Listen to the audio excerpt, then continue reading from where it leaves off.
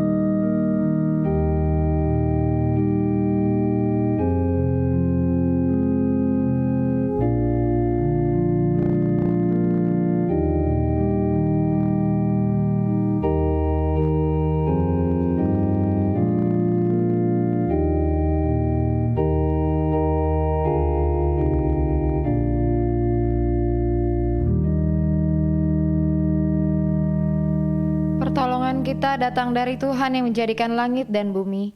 Ia tetap setia untuk selama-lamanya. Salam sejahtera dari Allah Bapa, Putranya Yesus Kristus, dan Roh Kudus kepada kita sekalian. Jemaat saya undang untuk bangkit berdiri. Mari kita bersama mengikrarkan pengakuan iman kita yang berbunyi demikian. Aku percaya kepada Allah, Bapa yang Maha Kuasa, Pencipta langit dan bumi, dan kepada Yesus Kristus, Anaknya yang tunggal Tuhan kita, yang dikandung dari Roh Kudus, lahir dari anak darah Maria, yang menderita sengsara di bawah pemerintahan Pontius Pilatus, disalibkan, mati dan dikuburkan, turun dalam kerajaan maut. Pada hari yang ketiga, bangkit pula dari antara orang mati, naik ke surga, duduk di sebelah kanan Allah, Bapa yang Maha Kuasa, dan akan datang dari sana untuk menghakimi orang yang hidup dan yang mati. Aku percaya kepada Roh Kudus, gereja yang kudus dan am, persekutuan orang kudus, pengampunan dosa, kebangkitan tubuh, dan hidup yang kekal. Amin. Mari kita menaikkan pujian hormat bagi Allah Bapa.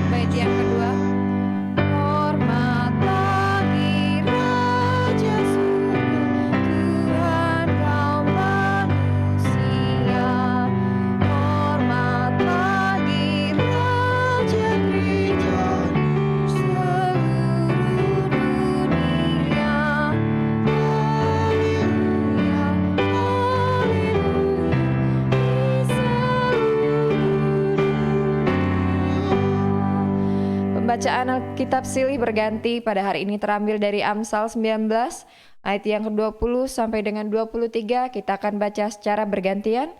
Saya akan baca ayat yang ke-20, Bapak Ibu bagi yang di sini maupun di rumah baca ayat yang ke-21. Di ayat yang ke-22 saya akan baca, kemudian sampai 23 Bapak Ibu sekalian yang baca. Amsal 19 ayat 20 sampai 23, demikian firman Tuhan.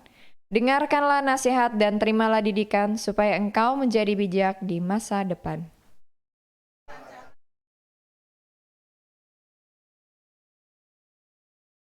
Sifat yang diinginkan pada seorang ialah kesetiaannya. Lebih baik seorang miskin daripada seorang pembohong.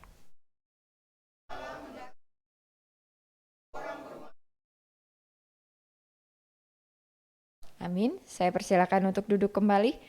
Mari kita mempersiapkan hati dan pikiran kita untuk dilawat oleh kebenaran firman Tuhan yang akan disampaikan oleh hambanya. Mari kita menaikkan pujian dari nyanyian Kemenangan Iman nomor 98. Lebih dekatlah pada Tuhan.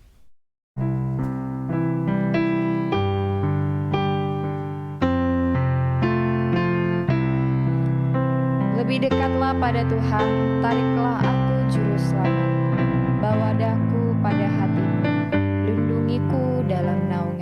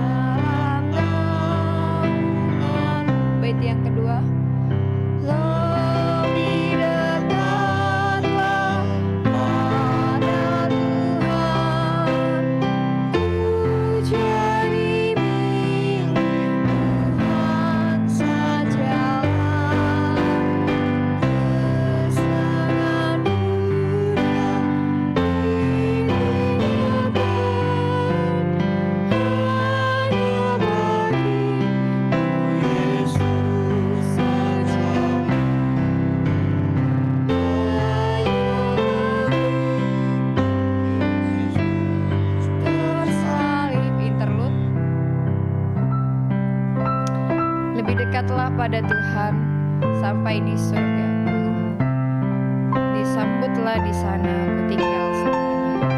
Lebih dekatlah pada Tuhan, lebih dekat pada dada Tuhan.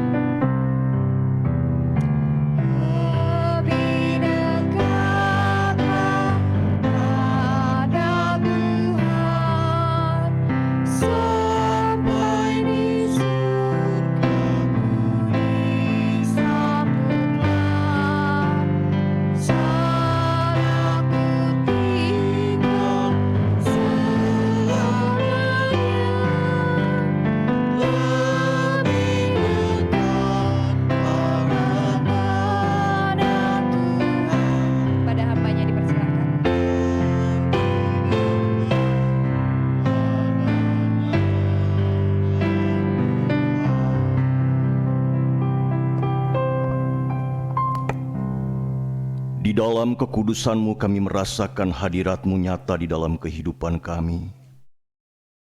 Jamah dan lawatlah kami Tuhan, sehingga kami layak di hadapan-Mu. Di dalam pujian yang kami agungkan, hanya Engkau yang layak kami tinggikan. Saat ini kami rindu Engkau berfirman bagi kami, karena di dalam firman itulah kami dikuatkan. Di dalam firman itulah kami dimerdekakan. Di dalam firman itulah kami hidup. Di dalam kebenaran Tuhan. Berfirmanlah Tuhan, berkuasalah atas hati kami, dan berkuasalah di dalam ruangan ini. Dengan penuh syukur dan dengan penuh sukacita, kami menyambut kebenaran firman Tuhan. Di dalam nama Yesus, terpujilah Engkau. Haleluya. Amin. Shalom, selamat pagi Bapak Ibu yang diberkati oleh Tuhan Yesus Kristus. Terpuji nama Tuhan bahwa Tuhan itu baik dan setia dalam kehidupan kita. Maka pada pagi hari ini dengan perkenanannya kita bisa berkumpul berhimpun untuk memuliakan nama Tuhan. Sebelum saya menyampaikan kebenaran firman Tuhan, izinkan saya untuk memperkenalkan diri karena pepatah bilang kalau tidak kenal maka Bapak Ibu tidak mengenal saya. Jadi nama saya adalah Arief Petan Seke. Ini perpaduan dalam arti keluarga campuran. Mama saya adalah Sangir Talaut, ya, ada keluarga besar di Sangir dan juga di Talaut. Kalau Bapak Ibu perhatikan Sulawesi Utara itu ada pulau tersendiri yaitu Pulau Sangir, dan tidak jauh itu di atas itu ada Pulau Mindanao, Filipina Selatan. Sebagian besar 80 atau 90% keluarga dari Mama itu adalah seorang pelaut. Dan ada satu keluarga atau kakak saya, dia juga menjadi pelaut. Lalu untuk Papa, kalau Papa saya ini orang Pekalongan tetapi Tionghoa. Jadi kalau Bapak Ibu perhatikan saya tidak ada lipatan mata. Ya, tidak ada lipatan mata karena Papa orang Tionghoa. Jadi Oma Engkong, Emak Engkong asli dari Cina, lalu datang ke Indonesia, masuk dengan jalur perdagangan. Ya, jadi bertumbuh, berkembang, dan Papa bukan agama Kristen. Jadi Papa baru mengenal Yesus Kristus itu dari perjuangan Mama. Saya ingat dari saya kecil Bapak Ibu, dari saya SD. Dari saya SD yang didoakan oleh Mama adalah Papa. Karena yang saya lihat kebiasaan waktu saya masih kecil adalah suka lidi panjang, suka dia punya persembahan dan sesajian. Dia suka menyajikan kopi, lalu daging ayam, jeruk dan lain sebagainya, dan saya adalah pelaku yang suka menghabiskan di sajian itu. Karena saya tidak mengerti mengapa ada kopi setengah, lalu ada paha daging ayam, dan Papa setelah Papa menyajikan, Papa masuk, saya makan. Lalu Papa keluar, saya ingat, wih, ternyata sudah dimakan. Wah, Ma tambah lagi kopinya. Wah, saya bilang kalau tambah lagi saya minum lagi nih. Begitu, itu yang sering saya lakukan. Dari SD, Mama selalu mendoakan Papa. Dan Bapak Ibu perlu tahu, Papa baru percaya kepada Yesus waktu saya semester 1 untuk masuk di SDTJ Free Jakarta. Jadi kurun waktu cukup lama sehingga dengan doa, jadi bukan dengan kamu percaya kepada Yesus. Hanya dengan doa Mama dari pagi dan malam, Papa mendengar setiap hari. Tapi kalau menurut kurun waktunya manusia, saya waktu SMA saya marah dengan Mama. Nggak usah buang waktu untuk doakan Papa. Karena sudah banyak sekali Mama berdoa dan Papa tidak tergerak. Tapi puji nama Tuhan, waktu saya diteguhkan menjadi mahasiswa baru di STTJ Free Jakarta, saya ekstensi Tangerang di daerah Banten tahun 2001, dan disitulah Papa percaya kepada Tuhan. Dan luar biasa, sekarang umurnya sudah 73 dan menjadi keluarga yang cukup takut dengan Tuhan. Mereka setia di GKY, kalau Bapak Ibu tahu, Gereja Kristus Yesus, atau GKJMB, Gereja Kristus Jemaat Mangga Besar di daerah Cimone Permai Tangerang. Jadi Mama setia di dalam pelayanannya sebagai majelis. Dan karena saya sekolah di STTJ Free Jakarta dan istri saya Waket 2, jadi Ibu Emilia Mukde, itu Waket 2, dia orang Sumba tapi darah Sabu. Jadi kalau Waket 2 itu bertanggung jawab keuangan, administrasi, dan personalia di STTJ Free Jakarta. Jadi dia kakak kelas Bapak Ibu. Saya angkatan 2001, dia 99. Jadi adik kelas bisa menggugah hati kakak kelas. Dan puji Tuhan, banyak yang bilang jangan dekatkan dia karena nggak gampang. Saya kan orang Tangerang, saya nggak tahu apa-apa gitu. Jadi akhirnya entah bagaimana saya bisa bersama dengan dia. 8 tahun pacaran dan tahun 2008 kami menikah.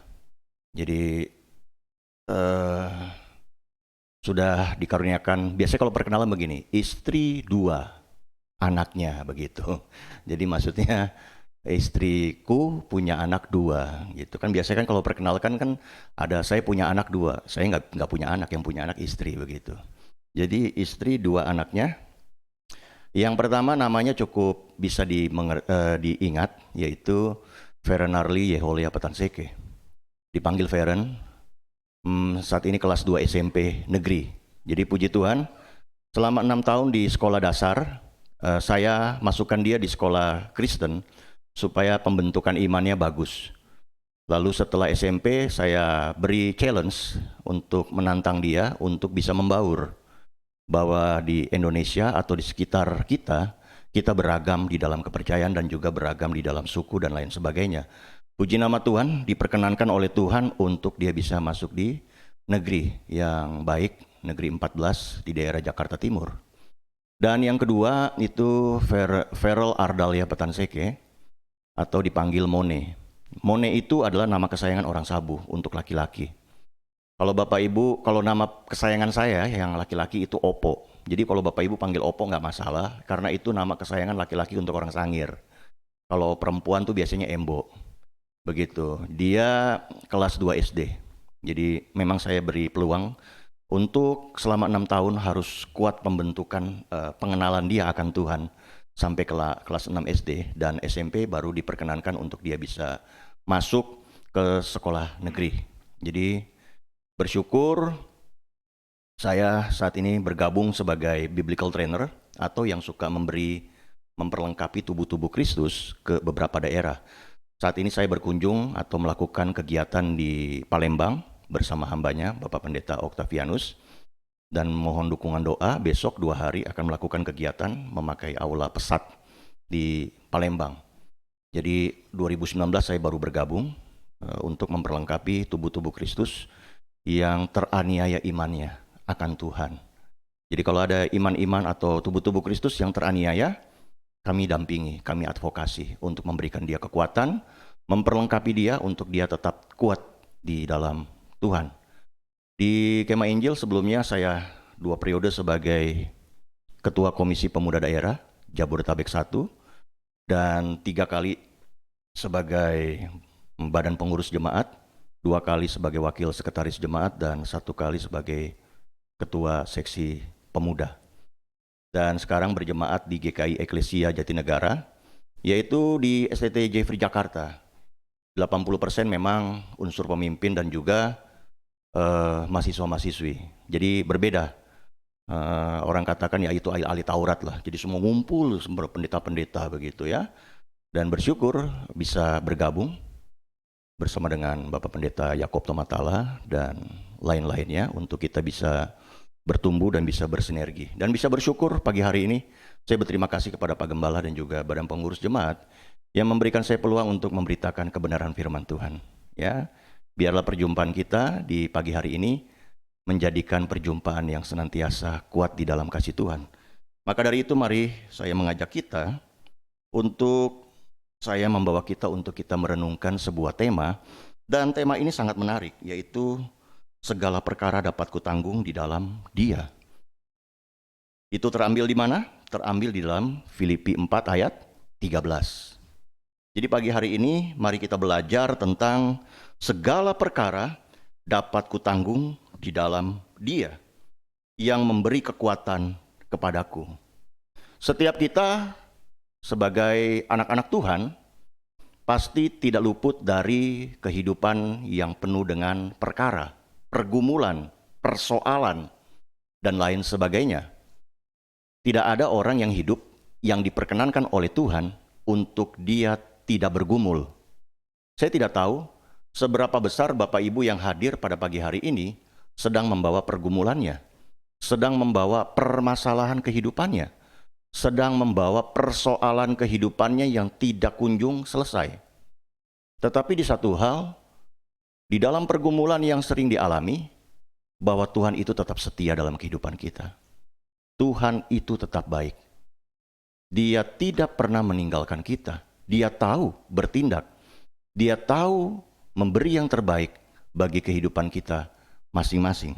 Kalau kita berbicara masalah segala perkara dapat kutanggung di dalam Dia yang memberi kekuatan kepadaku, Jadi Filipi 4 ayat 13 ini kita belajar satu ayat saja, ya. Belajar satu ayat, nanti kiranya hamba-hamba Tuhan lain bisa mengkorelasikan dengan ayat-ayat yang sesudahnya ataupun yang sebelumnya. Kalau kita berbicara ayat ini, kalau berbicara dalam satu ayat yang singkat ini, ada beberapa kata yang menarik untuk kita perhatikan. Ternyata di dalam satu ayat itu ada makna yang terkandung untuk kita bisa hidupi firman Tuhan itu di dalam kehidupan kita. Yang pertama, kalau berbicara segala perkara atau bahasa Yunaninya itu panta. Ya, bahasa Yunaninya panta menyatakan segala sesuatu. Berbicara segala perkara berarti segala sesuatu. Ya, semuanya. Kalau berbicara segala itu semuanya, seluruhnya. Jadi tidak setengah-setengah. Ya, atau dengan kata lain komprehensif, menyeluruh. Segala sesuatu artinya bukan hanya hal-hal yang kecil, tetapi juga hal-hal yang besar. Perkara-perkara yang Tuhan izinkan ada di dalam kehidupan Bapak Ibu itu beragam, bervariasi. Ada perkara yang kecil yang Tuhan izinkan ada juga perkara-perkara besar yang memang harus kita pikul. Ya, jadi kita diperhadapkan oleh perkara-perkara yang ada di dalam kehidupan kita. Perkara apa terkadang kita memikirkan, perkara apa yang kita makan, apa yang kita minum, apa yang harus kita rencanakan, apa yang harus kita putuskan. Dan juga banyak juga perkara-perkara menyangkut apa? Sakit penyakit, ya, yang melanda kehidupan kita.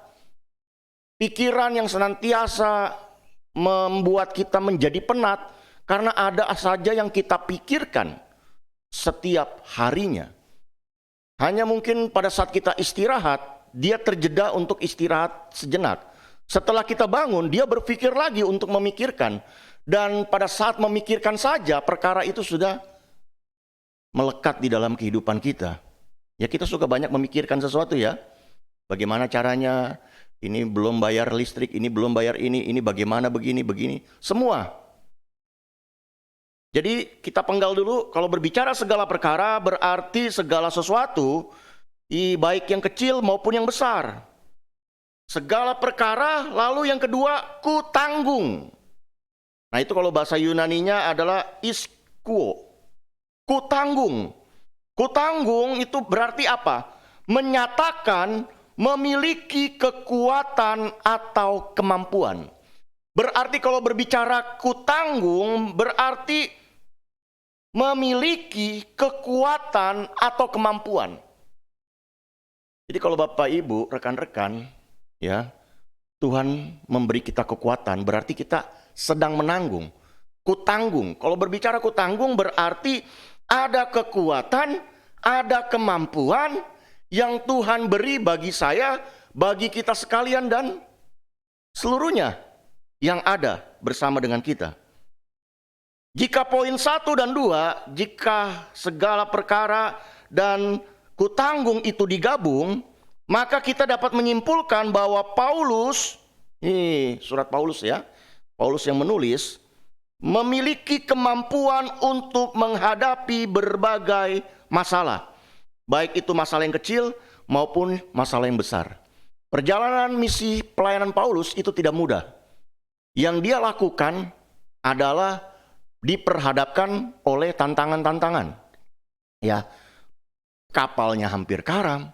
Berapa banyak dia harus mendekam di penjara dan berapa banyak surat yang harus dia tulis di dalam penjara. Ya, penolakan-penolakan terjadi di dalam dirinya. Ini yang dilakukan oleh Paulus. Jadi Paulus tahu waktu dia menulis surat ini, dia menyadari aku mengalami dan aku tahu apa yang harus aku lakukan bagi diriku, bagi orang lain, untuk Tuhan. Jadi kita nggak seberapa berat kehidupan kita kalau dibanding dengan Paulus. Konteks kehidupan di zaman ini tentunya berbeda. Bersyukur kita masih bisa menyelenggarakan ibadah dengan sebagaimana mestinya.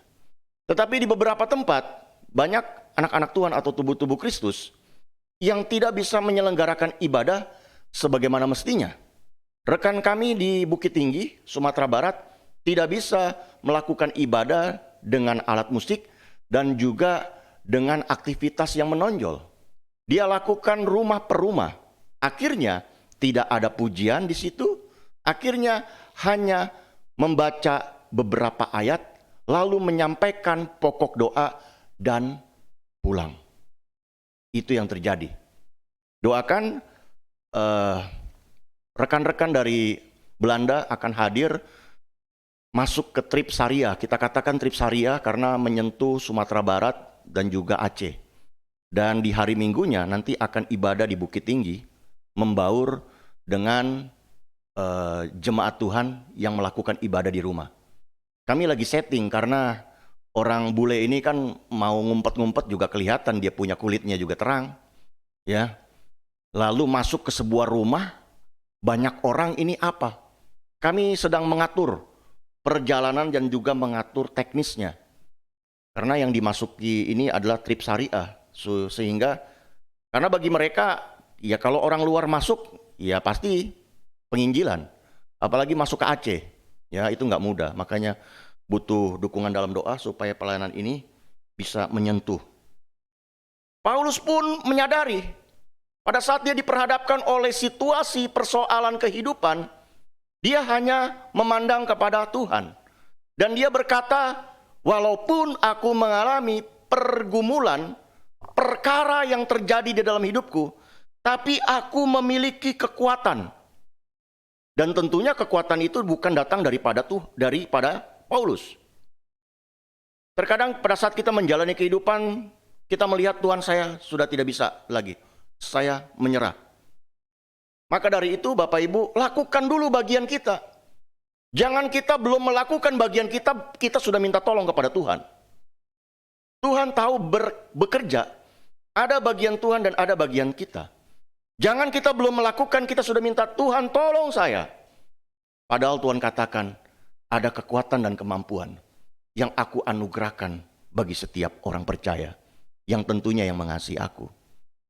Maka dari itu, pandanglah ke depan dengan rasa syukur kepada Tuhan. Kita ada di pagi hari ini, itu semua karena kemurahan Tuhan.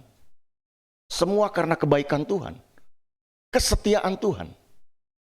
Maka dari itu, mari kita jalani hidup dengan memandang kepada salib Tuhan. Karena dengan memandang salib Tuhan, kita diberi kemampuan, kita diberi kekuatan untuk melangkah bersama dengan Dia. Hidup kita ini berharga di mata Tuhan. Terserah orang mau mengatakan kita seperti apa. Terserah orang selalu mau membawa-bawa kita dengan masa lalu seperti apa. Karena dunia menginginkan kita seperti itu. Tetapi pada saat Tuhan berkata, engkau berharga di mataku, mari kita syukuri kehidupan kita di hadapan Tuhan. Tuhan, terima kasih. Pagi hari ini saya masih bisa mendengar firman Tuhan. Pagi hari ini saya masih bisa memakai mulut saya untuk meninggikan dan memuliakan nama Tuhan.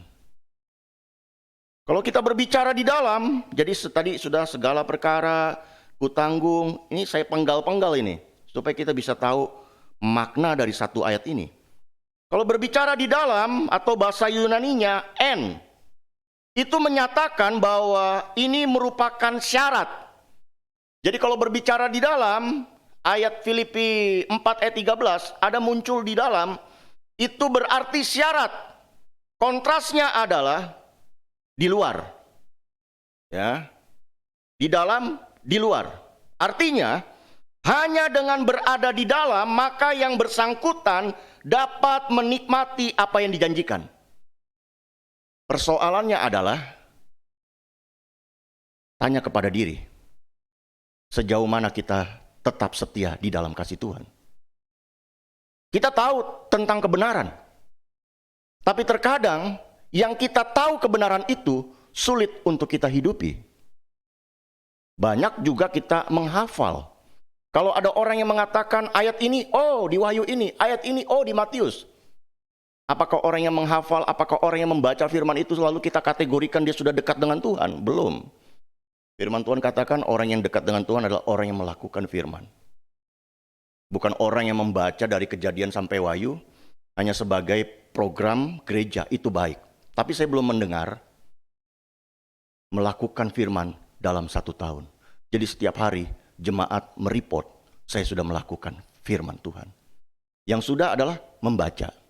Setelah itu baru dikasih apresiasi piagam. Mari Bapak Ibu, di dalam 1 ayat ini, mintalah kepada Roh Kudus. Untuk Roh Kudus menuntun kita, menghidupi firman yang dapat mengubah hidup kita. Sehingga keberadaan kita menyenangkan dan berdampak. Jangan menjadi orang Kristen yang menjadi batu sandungan. Baru lihat dari jauh, baru buka pintu mobil atau datang, orang aduh, kenapa? Nyakitin omongannya, aduh susah. Ya, dari bunyi derap kakinya saja, aduh datang lagi dia. Ayo bubar-bubar. Tapi kalau lihat siapa yang datang? Pendeta Octavianus. Hati enak. Ya, terkadang suka bawa makanan gitu kan. Yuk kita makan sama-sama. Mari kita menjadi orang yang menyenangkan, ya, supaya keberadaan kita benar-benar menyenangkan. Jangan membuat keberadaan kita susah. Karena firman yang hidup itu tidak membuat kita susah. Tetapi firman yang hidup itu mengubahkan kita. Jangan keraskan hati kepada firman Tuhan. Lembutkan hati kita supaya firman Tuhan berbicara. Supaya firman Tuhan benar-benar menguatkan kita. Jadi kalau di dalam berarti apa? Itu syarat. Lalu berikutnya memberi kekuatan. Kalau berbicara memberi kekuatan, kalau bahasa Yunaninya itu adalah endunamu. Ya, menyatakan bahwa ada oknum lain yang menjadi sumber kekuatan itu. Paulus menyadari bahwa ada oknum lain yang memberi kekuatan, ada sumber. Karena Paulus menyadari bahwa dirinya saja tidak sanggup untuk kuat. Apalagi pelayanan yang dia hadapi itu nyawa. Ya, sampai akhir. Maka dia bisa menyadari ini ada sumber kekuatan yang dianugerahkan baginya untuk ia tetap kuat. Jadi jangan menjadi anak-anak Tuhan yang gampang menyerah. Tuhan menganugerahkan kita kekuatan. Bangkit. Siapa yang bisa membangkitkan diri kita? Diri kita sendiri. Katakan, hai diri, bangkit. Aku milik Tuhan. Jangan sama dengan dunia.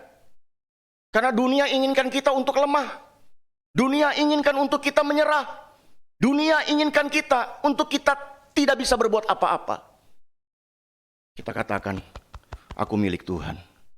Jangan kalah oleh dunia. Kekuatanku datang daripada firman. Mampukan saya. Bagi anak muda atau yang nanti menjelang mau masuk tentara atau mau masuk kedokteran, belum ujian sudah, aduh, nggak ada, pasti gagal.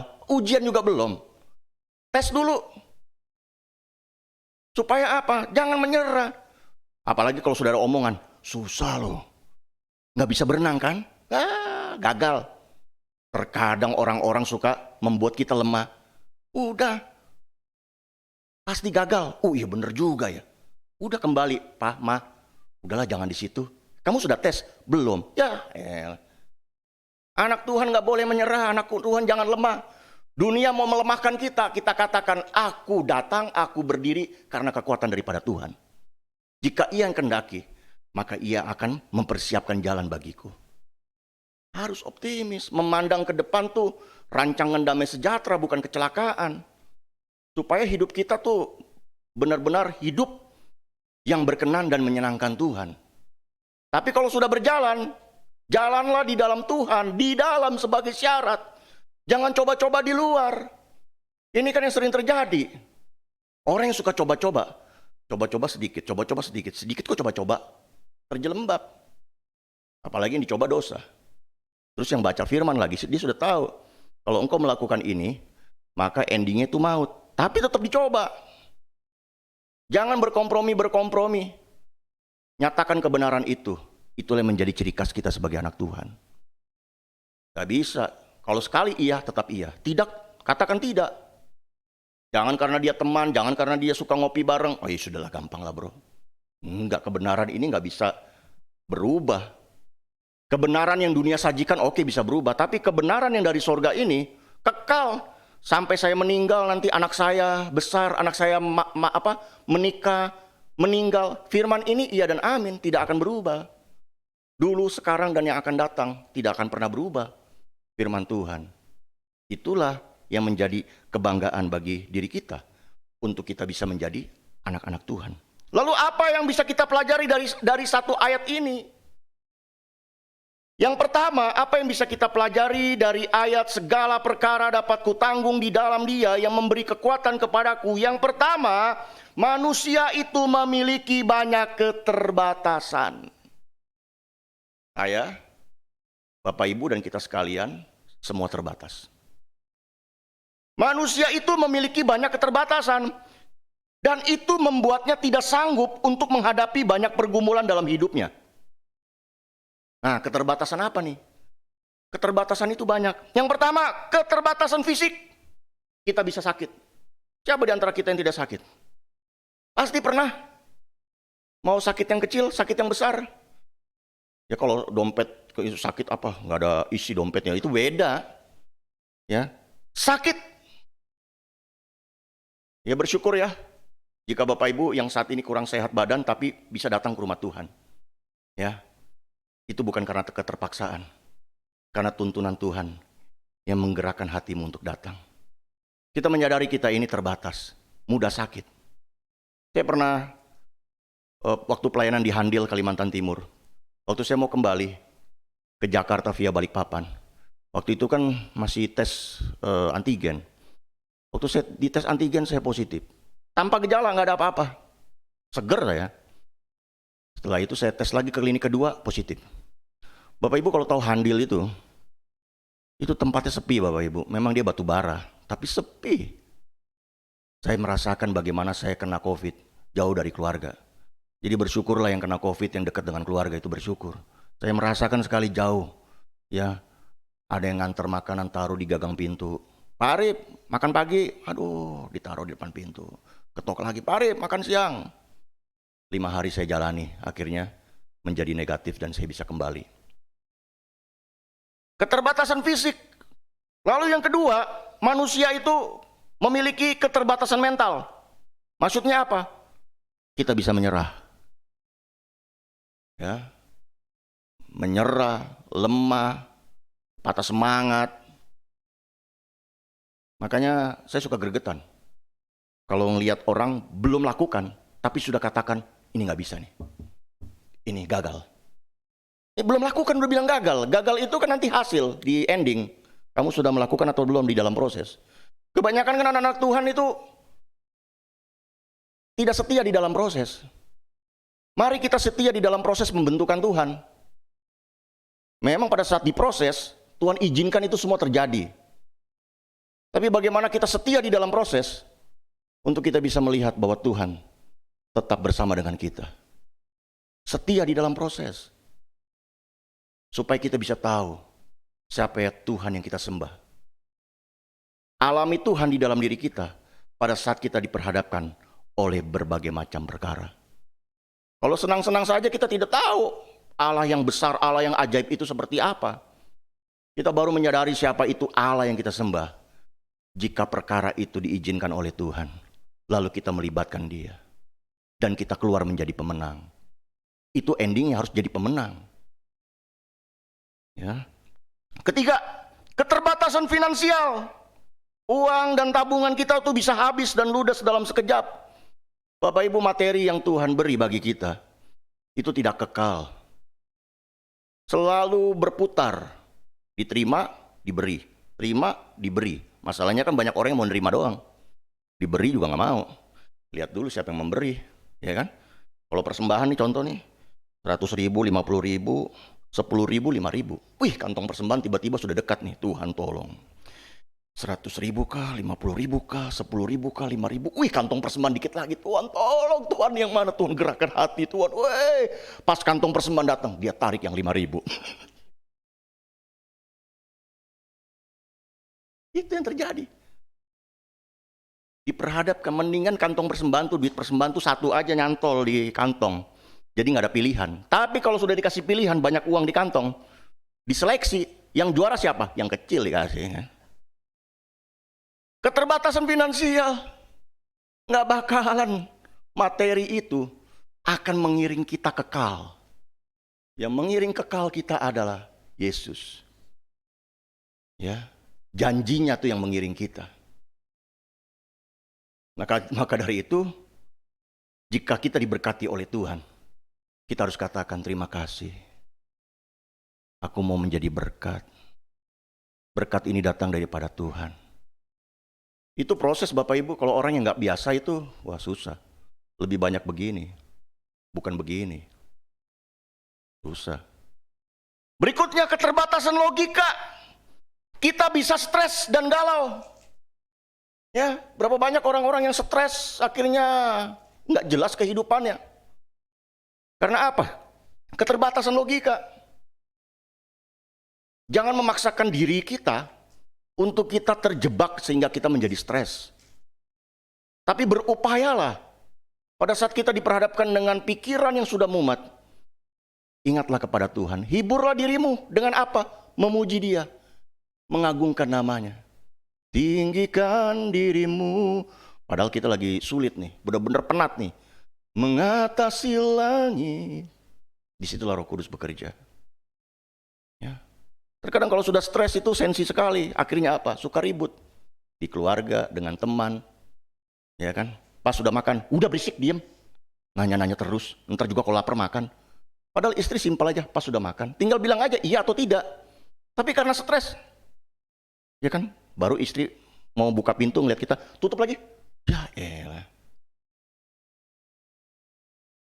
Keterbatasan logika terkadang membuat kita menjadi kurang harmonis satu dengan yang lainnya. Itu yang dunia mau. Masih banyak lagi keterbatasan-keterbatasan lainnya. Kita pun tidak sanggup untuk memprediksikan hal-hal yang akan terjadi di masa depan. Keterbatasan ini membuat kita menjadi takut, lemah, stres, bahkan tidak sanggup lagi untuk berdiri. Makanya seminar yang kita suka selenggarakan adalah berdiri teguh di tengah badai. Kalau bahasa Jermannya, standing strong through the storm. Ya, kita harus berdiri teguh di tengah badai, badai kehidupan, silih berganti, masuk keluar. Tapi yang menjadi pemenang adalah mercusuar itu kan, dihantam badai, kokoh saja dia. Dengan terangnya yang terus memancar. Lalu ada satu penjaga yang berdiri di atas. Padahal ombaknya itu sudah mau menghempaskan dia. Dan jika kita mau merenungkan perjalanan hidup kita, maka kita akan mengetahui bahwa bukan hanya masalah-masalah yang besar saja yang bisa melemahkan kita, tetapi juga masalah-masalah yang kecil yang bisa melepaskan diri kita. Terkadang pada saat kita mau ke gereja, masalah kecil tuh yang suka menerpa. Apa? Malas. Ke gereja yuk. Udah minggu depan aja lah. Mama gak lihat apa? Papa pulang tadi jam 3 subuh. Papa butuh istirahat. Daripada nanti ke gereja papa gak fit. Pilih mana mama? Wah, ya kan? Akhirnya suka seperti itu. Itu perkara kecil. Ya kan? Pegel di sebelah kiri tangan. Gak mau pergi ke gereja. Kenapa? Sakit. Apa urusannya? Yang penting kakimu masih kuat melangkah ke rumah Tuhan. Langkahlah kakimu ke rumah Tuhan. Lalu engkau katakan, Tuhan, aku punya kelemahan, tapi aku punya Allah yang hebat berkuasa dalam hidupku. Jangan kalah. Cuman karena kesemutan gak mau melangkah kaki ke rumah Tuhan. Gara-gara mata suka kedut-kedut sebelah kiri. Aduh gak enak mah. Nanti di ruang ibadah gak enak. Ya, kenapa tuh Pak Eko? Matanya kok kedut-kedut? Gak usah. Lalu yang berikutnya, kalau kita ini manusia yang memiliki banyak keterbatasan, berarti yang kedua adalah Allah itu memiliki kuasa yang tidak terbatas. Yang pertama adalah kita terbatas, berarti kalau yang kedua Allah itu memiliki kuasa yang tidak terbatas, Dan itu membuatnya sanggup untuk menolong kita dalam menghadapi berbagai pergumulan hidup kita. Jadi yang perlu diingat bagi kita sekalian bahwa yang pertama, tidak ada masalah yang terlalu besar yang tidak sanggup diselesaikan oleh Allah. Bahkan dosa pun sudah diselesaikannya. Luar biasa. Jadi tidak ada masalah yang terlalu besar karena Allah kita adalah Allah yang besar. Tapi kan dunia selalu menggiring kita untuk kita katakan, aduh besar sekali. Aduh nggak bisa deh. Tuhan, bagaimana Tuhan mau memberkati hidup kita? Lihat dari sorga gitu kan. Aduh anakku, gimana sih? Adalah aku sudah anugerahkan kekuatan bagimu untuk engkau punya iman dan pengharapan yang teguh di dalamku. Ayo pergunakan. Tapi tidak. Jadi mari kita memandang kepada Tuhan. Allahku adalah Allah yang besar bagi hidupku. Jadi kalau Allah yang besar, semuanya dimanapun di jagat raya ini harus di bawah dia. Tunduk dan takluk di bawah dia. Makanya kan firman Tuhan katakan, jangan bermegah di dalam diri, bermegahlah di dalam Tuhan. Karena pada saat kita bermegah di dalam diri, ada kesombongan, ada keangkuhan. Tapi kalau kita bermegah di dalam Tuhan, ada ucapan syukur. Kehidupan manusia kan tidak pernah puas. Punya HP 1, tambah lagi 1. Lalu ada cadangan lagi gitu. Terus, ya kan? Nggak puas. Tapi kan firman Tuhan katakan, cukupkanlah dirimu. Karena kalau kita tidak mencukupkan diri kita, nggak akan berhenti-berhenti. Bersyukur, Tuhan, terima kasih. Ya, kalau memang orang itu berkelimpahan, berkat Tuhan baginya. Kalau aku ada seperti ini, itulah yang Tuhan inginkan. Mengucap syukur. Mengucap syukur itu nggak mudah. Itu proses belajar. Berikutnya, tidak ada waktu sedetik pun di mana Allah akan meninggalkan kita. Makanya semua yang lemah letih sudah berbeban berat, mari datanglah kepadaku. Dia tetap setia Bapak Ibu. Bapak Ibu mau berbalik kembali, kesetiaannya itu tidak akan pernah pudar. Dia tetap menantikan Bapak Ibu, anakku kembali. Anakku kembali. Jadi masakah kita masih meragukan dia? Masakah kita tidak bisa berdiri teguh bersama dengan Tuhan? Dia tidak akan pernah meninggalkan kita sedetik pun. Itu menjadi sebuah kebanggaan. Terus yang ketiga, tidak ada pemeliharaan yang sempurna selain yang dikerjakan oleh Allah. Jadi pemeliharaan Tuhan itu iya dan amin. Tetapi jangan berpikir bahwa pemeliharaan Allah itu ya harus senang dong, harus sukacita dong. Tidak. Di dalam pemeliharaan itu Tuhan harus menghadirkan. Supaya apa? Iman kita harus diuji. Dengan diujinya iman kita, baru kita bisa tahu kekuatan dan kemampuan yang Tuhan beri itu datangnya daripada Tuhan. Dia memelihara hidup kita Bapak Ibu. Dan pemeliharaannya itu sempurna. Pada saat dia memelihara, sempurna. Jadi bingkainya itu bingkai shalom, damai sejahtera. Kita ada di dalam bingkai shalom itu. Lalu berikutnya, tidak ada hikmat yang melampaui hikmat Allah dalam mengatur perjalanan hidup kita di masa depan. Makanya kan pemazmur selalu mengatakan, mari mintalah hikmat, cari hikmat daripada Tuhan. Ya, karena hikmat Tuhan itulah yang akan membuat kita terus menapaki kehidupan dengan penuh optimisme di dalam kebenaran firman. Lalu bagaimana kita merespon? Respon kita, perhatikan, terletak di kata di dalam. Semua kita tahu kalau posisi kita masih di luar, kita tidak bisa menjadi buah. Harus di dalam. Maka dari itu kalau ada hal-hal yang tidak berkenan, mari tinggalkan supaya kita masuk lagi di dalam. Jangan keluar, jangan menyimpang. Jadi di dalam ini menjadi syarat bila kita ingin kuat dan mampu menghadapi berbagai pergumulan. Mengapa orang suka menyerah? Karena dia tidak di dalam Tuhan. Dia tidak di dalam, makanya dia suka menyerah. Maka dari itu, di dalam Dia pasti ada kekuatan. Ada damai sejahtera dan ada penyertaannya. Ya, ada kekuatan, ada damai sejahtera dan ada penyertaannya. Makanya kan penyertaannya iya dan amin. Dia menyertai, betul-betul menyertai. Karena apa? Kita ini hidup dari Dia, datang dari Dia. Maka dari itu harus kembali dari Dia. Mari kita belajar untuk berserah dan mengandalkan Tuhan dalam segala masalah yang kita hadapi. Berserah dan mengandalkan Tuhan itu perlu belajar. Supaya kita bisa menyadari diri kita. Saya perlu. Diri kita ini harus menaklukkan kedagingan kita. Kita harus menaklukkan kedagingan kita. Harus menaklukkan apa yang membuat kita menjadi lemah. Lalu kita belajar untuk berserah dan mengandalkan Tuhan. Ya. Pandang Yesus. Ya, kekuatan kita tuh cuman terletak di dalam kebenarannya. Lalu yang berikut, tidak ada masalah yang tidak dapat diselesaikan oleh Tuhan. Jadi jangan tinggalkan Tuhan karena engkau A dan B.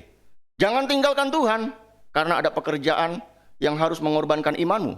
Jangan tinggalkan Tuhan karena yang itu lebih perhatian walaupun imannya berbeda. Habis yang perhatian dari sekolah minggu nggak peka-peka.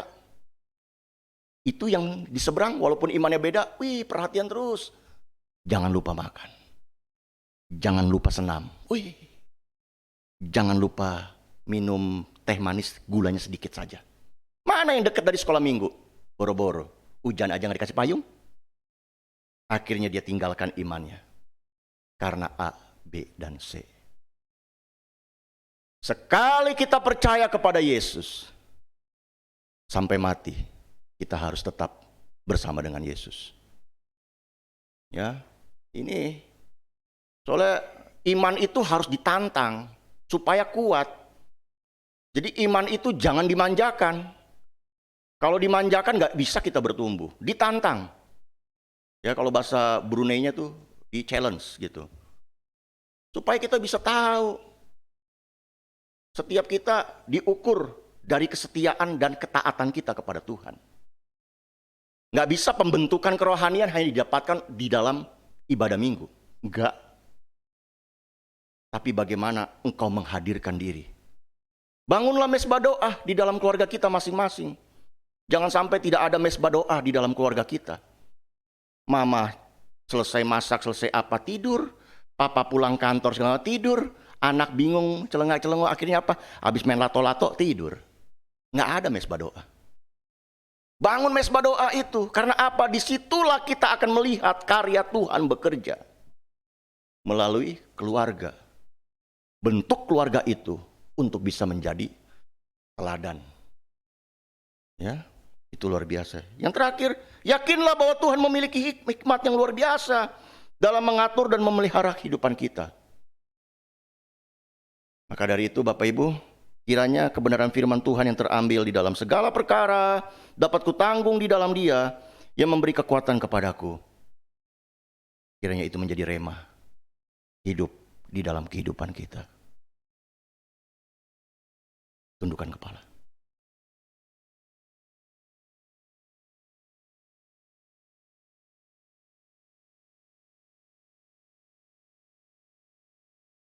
Kami sungguh bersyukur dan berterima kasih kepadamu Tuhan.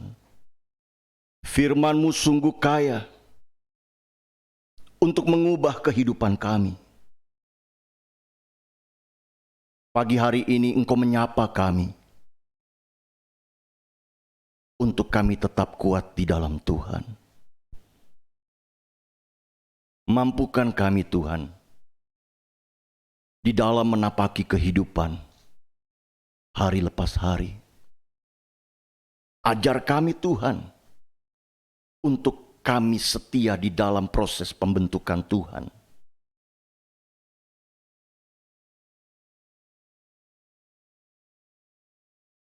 Ampuni kami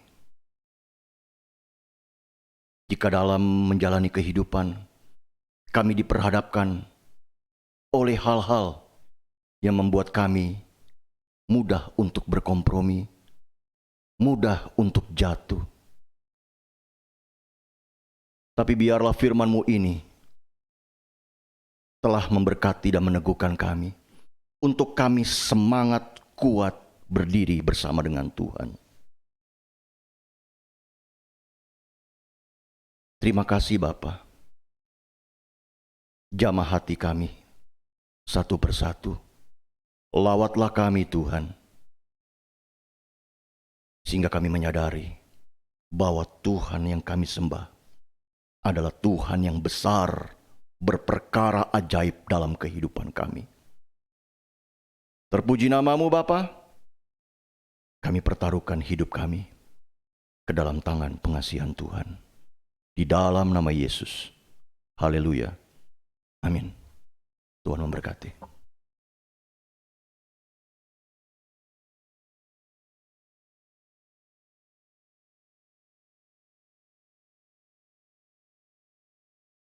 Terpujilah nama Tuhan atas firman Tuhan yang sudah disampaikan oleh hamba-Nya. Kiranya Tuhan terus pakai dalam setiap bidang pelayanan yang Tuhan percayakan dan menjadi rema bagi kita sekalian, yaitu dalam segala perkara kita tahu bahwa Tuhan turut bekerja untuk memberikan kekuatan kepada kita sekalian. Ada amin?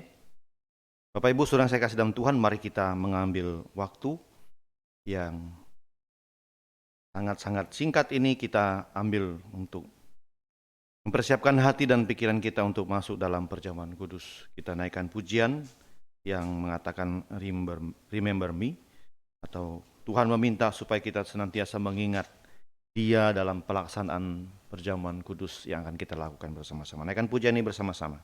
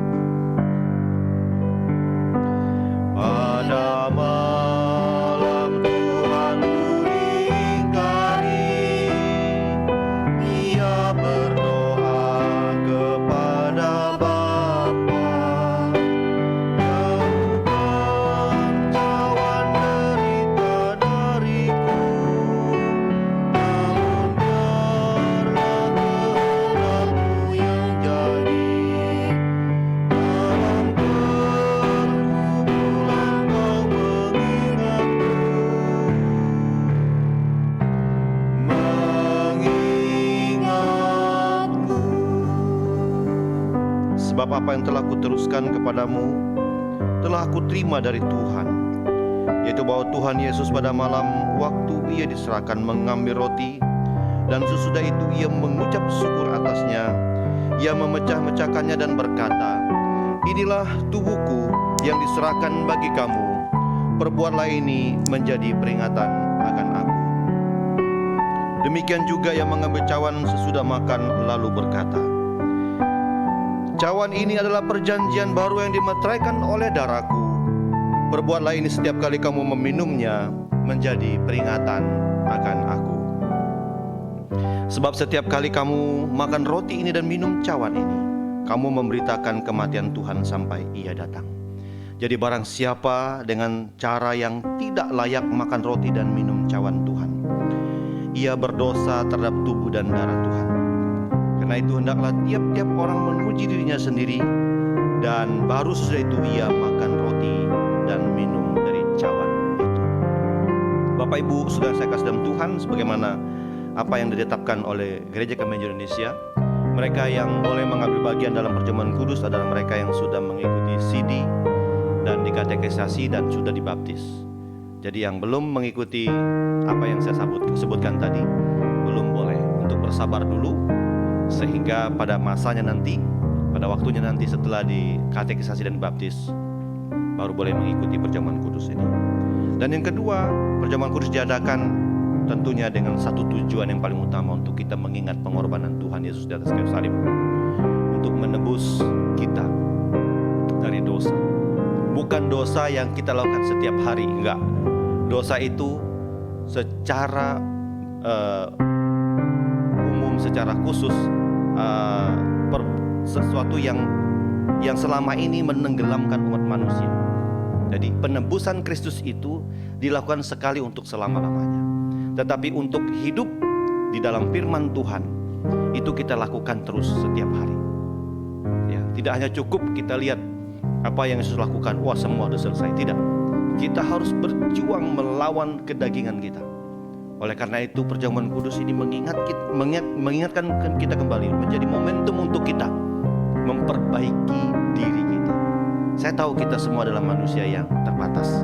Firman Tuhan tadi sudah katakan, kita terbatas fisik, terbatas mental, terbatas logika. Bisa saja kita gagal dalam melakukan firman Tuhan, kita berdosa. Maka momentum ini kita gunakan untuk mengakui di hadapan Tuhan. Lalu yang berikutnya, perjamuan kudus untuk mengingatkan kita untuk terus memberitakan kematian Tuhan sampai datang kepada siapa saja. Jadi ada kuasa penginjilan, ledakan penginjilan terjadi melalui perjamuan kudus. Kenapa? Kita diminta menjadi saksi. Saksi dimanapun kita berada. Oleh karena itu, mari kita mengambil saat teduh bersama-sama, berdoa secara pribadi di hadapan Tuhan. Jadikan ini sebagai momentum untuk semangat, mengambil komitmen penuh untuk menjadi saksi Tuhan sampai Ia datang. Sehingga perjamuan kudus ini membawa berkat bagi kita dan membawa berkat bagi keluarga, bagi gereja, bagi bangsa kita. Jika ada hal-hal yang kita diingatkan oleh kuasa Roh Kudus, kita telah melanggar, melakukan dosa, minta ampun di hadapan Tuhan. Katakan kepada Dia, Tuhan, hari ini saya mau mengubah cara hidup saya yang salah dan memperbaikinya di dalam firman Tuhan. Sebab Engkau telah melakukan tugasmu yang mulia, yaitu melakukan penebusan di atas kayu salib terhadap dosa-dosa saya. Tapi setiap hari saya berhadapan dengan kedagingan, berhadapan dengan berbagai pergumulan dosa. Oleh karena itu saya minta kekuatan kepada Tuhan. Dialah yang menjadi sumber kekuatan kita. Sebab segala perkara dapat kita tanggung dalam Dia yang memberikan kekuatan kepada kita. Yang terakhir, bersyukurlah kepada Tuhan, sebab oleh pengorbanannya di atas kayu salib, yang satu-satunya yang sempurna itu, hidup kita dibebaskan dari cengkraman maut dan dosa. Oleh karena itu bersyukurlah kepada Tuhan atas segala apa yang sudah Dia lakukan. Terpujilah nama-Mu ya Bapa. Engkau mendengar pengakuan kami masing-masing secara pribadi, dan rasa syukur kami kepada Tuhan sebab Engkau telah menebus dan melakukan yang terbaik dalam kehidupan kami.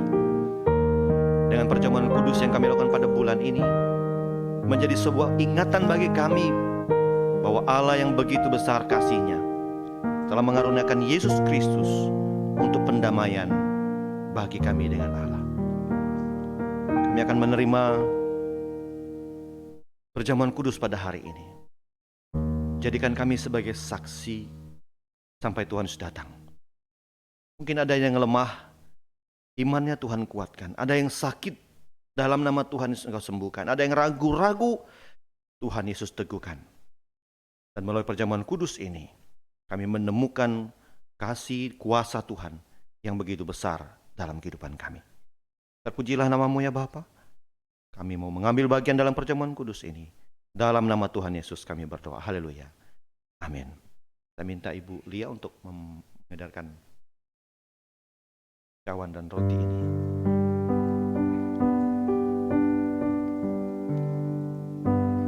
Kita lanjutkan pujian. Di malam saat ku merasa bimbang, Engkau datang menguatkan daku. Saat ku terima darah dan tubuhmu, saat ku renungkan doa Getsemani, ku tahu Tuhan akan mengingatku.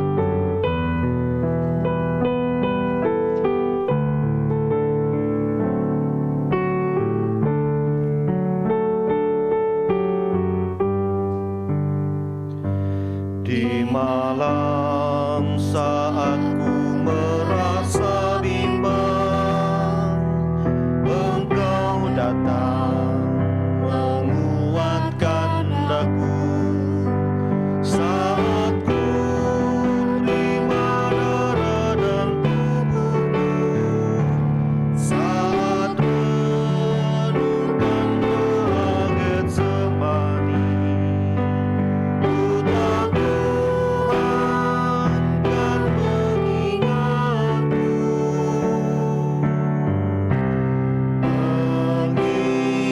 Mengingatku,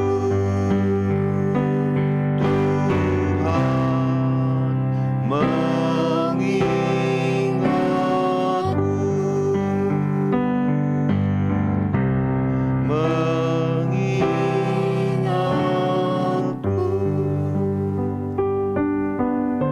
Bagi Bapak Ibu yang sudah menerima dan mengambil perjamuan roti dan anggur, silakan berdiri.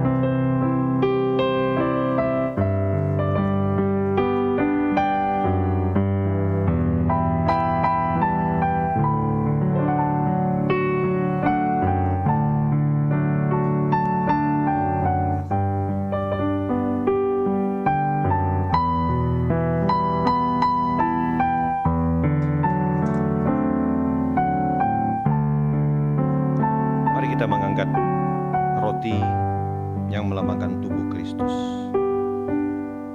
Pada malam waktu ia diserahkan mengambil roti dan sesudah itu mengucap syukur atasnya.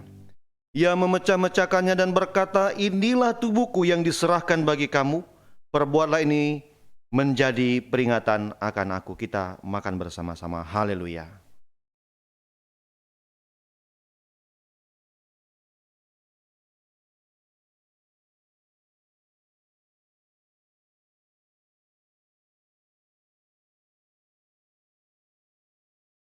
Demikian juga yang mengambil cawan sesudah makan, lalu berkata, cawan ini adalah perjanjian baru yang dimeteraikan oleh darahku. Perbuatlah ini setiap kali kamu meminumnya, menjadi peringatan akan aku. Kita minum bersama-sama. Haleluya.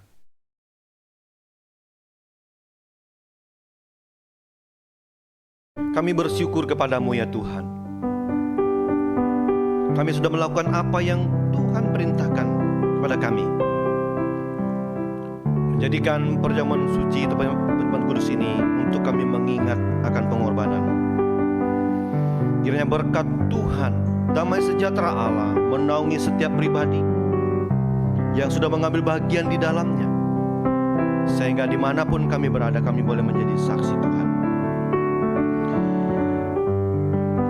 Seperti firman Tuhan berkata, sebab setiap kali kamu makan roti ini dan minum cawan ini, kamu memberitakan kematian Tuhan sampai ia datang. Berkat dan damai sejahtera Allah menyertai Bapak Ibu sekalian,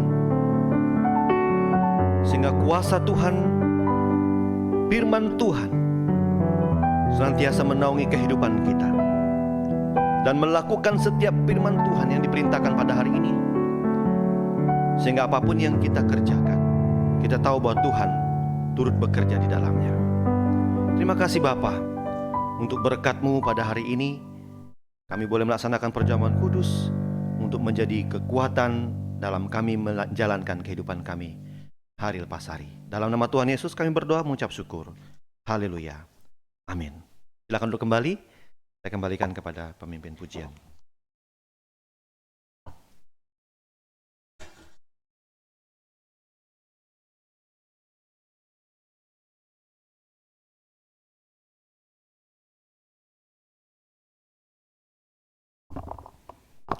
Mari kita mempersiapkan diri kita untuk memberikan persembahan.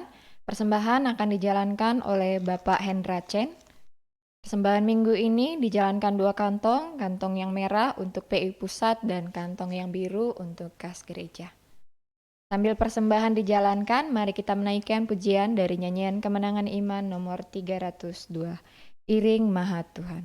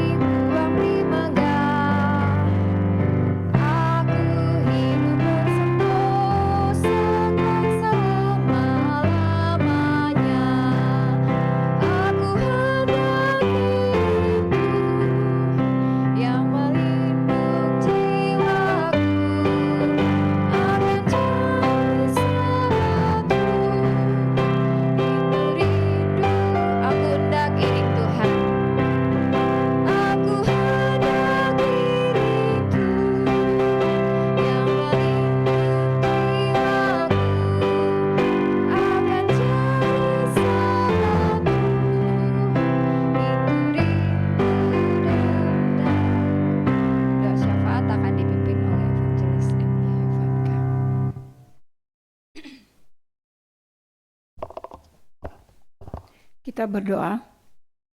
Ya Tuhan Allah Bapa kami yang kami sembah di dalam nama anak-Mu Yesus Kristus. Betapa baiknya Engkau Tuhan, sumber kehidupan dan kekuatan kami. Kami bersyukur untuk kesempatan yang indah yang boleh kami jalani saat ini. Kini kami diperkenankan Tuhan untuk dapat berkumpul di dalam ruangan ini untuk memuji dan menyembah Tuhan. Bahkan kami telah mendengarkan kebenaran firman Tuhan. Kami telah menerima sakramen perjamuan kudus. Dan kami juga sudah memberikan persembahan kami kepada Tuhan. Biarlah kiranya segala sesuatu yang kami lakukan di dalam ibadah ini mempermuliakan nama Tuhan. Kami telah membaca dan merenungkan bersama kebenaran firman Tuhan yang adalah pelita bagi kehidupan kami. Firman Tuhan yang memberikan peneguhan dan kekuatan kepada kami. Biarlah kami dapat menjalani kehidupan ini untuk kami dapat melangkah pasti bersama dengan Tuhan. Melalui firman Tuhan pada hari ini, biarlah kiranya firman Tuhan ini sungguh-sungguh memberikan penghiburan kepada kami sekalian. Kami juga bersyukur untuk hamba-Mu yang telah Engkau pakai untuk menyampaikan kebenaran firman Tuhan. Dan biarlah kiranya Tuhan terus memakai hamba-Mu ini secara luar biasa di dalam setiap tugas dan tanggung jawab yang Tuhan berikan kepadanya. Untuk dia juga sementara meninggalkan keluarga, mengemban tugas yang Tuhan telah berikan kepadanya. Biarlah kemanapun hamba-Mu ini pergi menjadi berkat bagi banyak orang yang menerima pelayanannya ya Bapa. Terima kasih ya Tuhan, terima kasih. Biarlah firman-Mu ini yang akan selalu menuntun kami untuk menjauhi hal-hal yang tidak diperkenankan Tuhan. Dan sebaliknya kami melakukan hal-hal yang berkenan kepada Tuhan. Ajarlah kami untuk selalu mempersembahkan yang terbaik bagi Tuhan, untuk mempersembahkan segala sesuatu bagi kemuliaan nama Tuhan. Karena kebaikan Tuhan yang Tuhan selalu nyatakan di dalam kehidupan kami. Pada kesempatan ini Tuhan, kami berdoa untuk para hamba Tuhan yang mempersembahkan kehidupan mereka untuk melayani Engkau. Berikanlah kesehatan, kekuatan, dan semangat kepada mereka dalam mengabarkan Injil Tuhan. Untuk para hamba-hamba Tuhan baik yang di kota maupun yang ada di daerah-daerah, biarlah kiranya Tuhan senantiasa memberkati keluarga mereka, memelihara akan kehidupan mereka, dan juga melimpahkan mereka di dalam naungan kasih Tuhan. Dan biarlah Gereja Kemah Injil Indonesia yang menjadi naungan di dalam kehidupan mereka, mampu memberikan mereka kesejahteraan, mampu memberikan mereka kenyamanan di dalam mereka melayani Tuhan. Segala sesuatu yang kami persembahkan, segala sesuatu yang kami doakan, biarlah mereka tetap kuat dan teguh di dalam mengiring akan Tuhan, di dalam mereka melakukan segala pekerjaan Tuhan, untuk kami dapat menyampaikan berita-berita Injil dimanapun berada ya Bapa. Terima kasih Tuhan untuk Gereja Kemah Injil Indonesia yang akan berulang tahun tepatnya pada tanggal 12 Februari yang akan datang. Biarlah kiranya melalui tema yang sudah keluar daripada organisasi pusat Gereja Kemah Injil ini, untuk mengingatkan kami, untuk kami dapat melampangkan kemah kami, untuk kami dapat melebarkan kemah kami melalui sistem-sistem kerja yang ada, melalui persaudaraan-persaudaraan, dan juga melalui kerabat-kerabat dimanapun kami akan melapangkan kemah kami.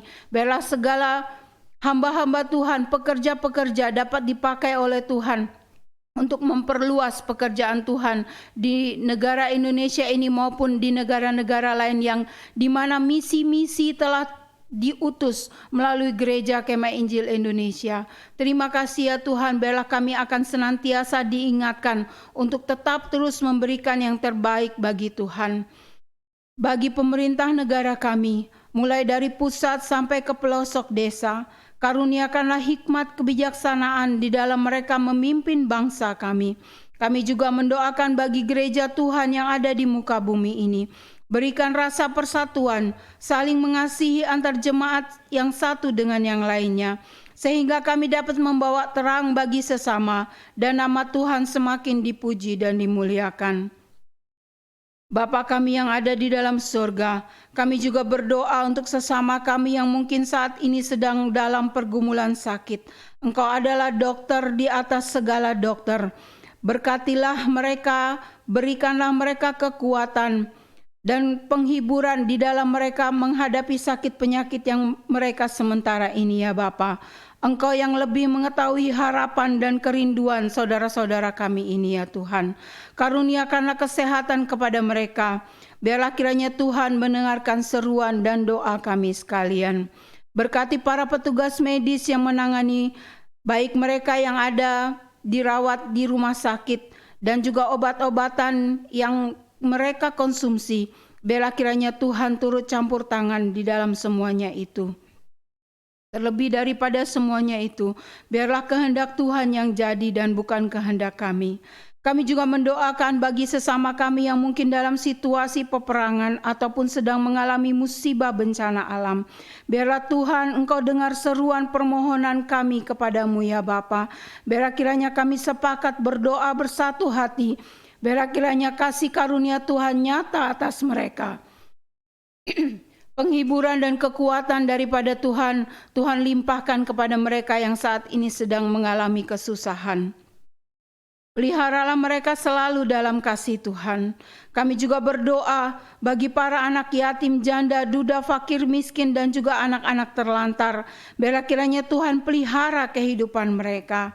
Terima kasih ya Tuhan, terima kasih kami boleh beribadah kepada Tuhan pada saat ini, hari ini. Kami juga menyadari bahwa kehidupan kami tidak luput dari dosa, baik yang muncul di dalam pikiran kami, perkataan maupun perbuatan yang mungkin menyakiti hati sesama, terlebih lagi menyakiti hati Tuhan. Biarlah kiranya Tuhan senantiasa memperbaharui kami di dalam kasih-Mu ya Bapa.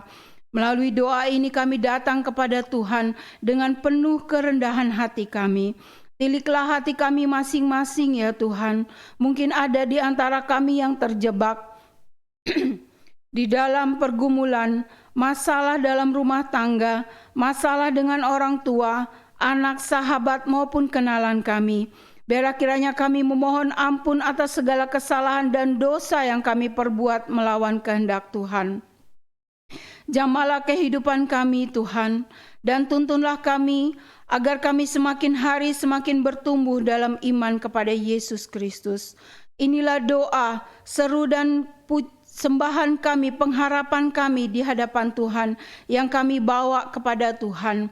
Di dalam nama Tuhan Yesus Kristus kami telah berdoa dan mengucap syukur, dan kami akan menyempurnakan doa ini dengan doa yang Tuhan ajarkan kepada kami sekalian.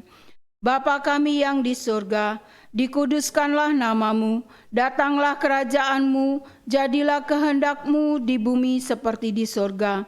Berikanlah kami pada hari ini makanan kami yang secukupnya, dan ampunilah kami akan kesalahan kami, seperti kami juga mengampuni orang yang bersalah kepada kami.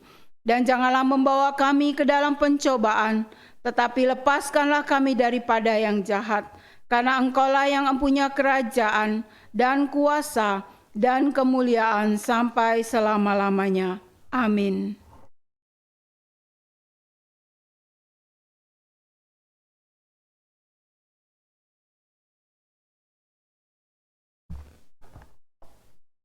Shalom. Saya mengucapkan terima kasih kepada hamba-hamba Tuhan yang sudah melayani pada hari ini. Pak Arif, terima kasih untuk pelayanannya. Kiranya firman Tuhan yang dibagikan dapat menggugah kita untuk kembali hidup dalam Tuhan. Lalu juga pada saat ini saya memberikan pengumuman untuk pelayanan pada minggu depan tanggal 12 Februari. Untuk liturgosnya Saudara Christian, pengkhotbah nanti dilayani oleh Evangelis Dwi, kemudian doa syafaat Bapak Dr. Sutiono, persembahan Jovan, dan pemusik Pendeta Octavianus Ibau. Untuk ibadah doa hari Rabu tanggal 8 Februari akan dilayani oleh firman Tuhan dilayani oleh Ibu Lia, kemudian liturgos Christian dan pendoa Evangelis Desi. Demikian pengumuman dari saya, Tuhan Yesus berkati.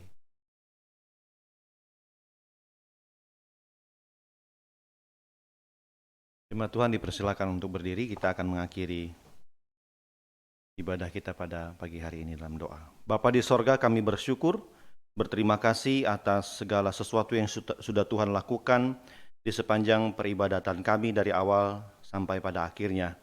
Pada saat ini Tuhan, kami menyerahkan seluruh anggota jemaat Tuhan dalam segala usaha dan pekerjaan, baik yang bekerja di dalam kota maupun di luar kota.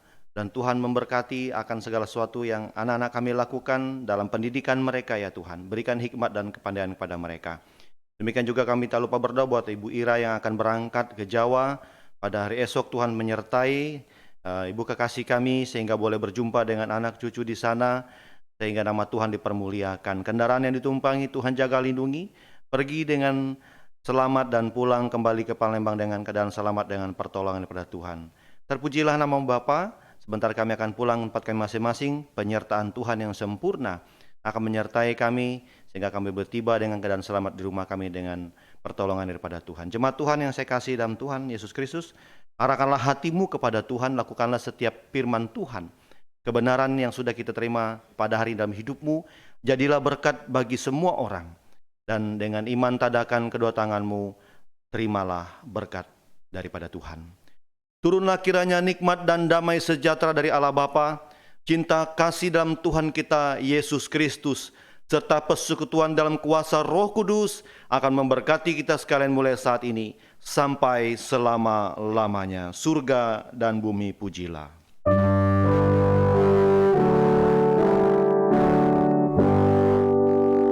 Surga dan bumi pujilah, Allahku sumber kurnia, seluruh makhluk puji terus, sembah Anak Roh Kudus.